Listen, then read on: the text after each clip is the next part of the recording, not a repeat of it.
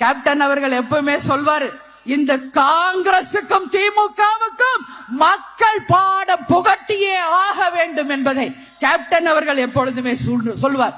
ஏன்னா 10 வருஷம் காங்கிரஸ் ஆட்சியில் இருந்த பொழுது எத்தனையோ ஊழல், 2G ஸ்பெக்ட்ரம் ஊழல், காமன்வெல்த் ஊழல், பில்டிங் கட்டுறது ஊழல், எல்லாத்திலையும் ஊழல் செஞ்சதுனாலதான் இன்னைக்கு ஆட்சிக்கே வர முடியாம இருக்காங்க.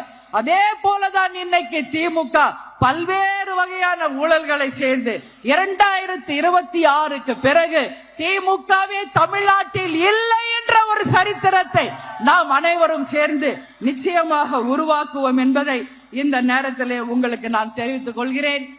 கேப்டன் இல்லாத இந்த நேரத்தில் அமைஞ்சிருக்கிறது. கேப்டன் 2016 இந்த கூட்டணி அமைய வேண்டியது.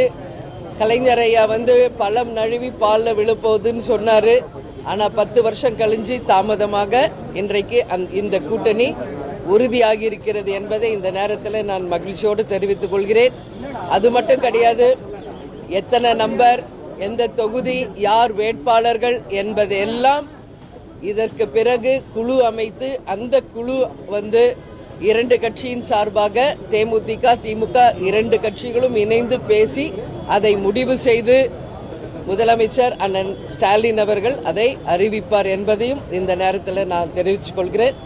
எனவே கூட்டணி திமுகவுடன் நாங்கள் இன்றையிலிருந்து கூட்டணியை உறுதி செய்திருக்கிறோம் என்ற செய்தியை இந்த நேரத்தில் மகிழ்ச்சியோடு உங்களுக்கு நான் சொல்றேன்னா, இன்னைக்கு திமுகவுடன் தேமுதிக முதல் முறையாக நாங்கள் கூட்டணி அமைத்திருக்கிறோம். இது ஒட்டுமொத்த தமிழக மக்களும் சரி, 2 கழகத்தை சேர்ந்தவர்களும் கூட்டணி கட்சியை சேர்ந்த அனைவரும் மிக சந்தோஷத்தோடு இந்த கூட்டணியை வரவேற்றிருக்காங்க.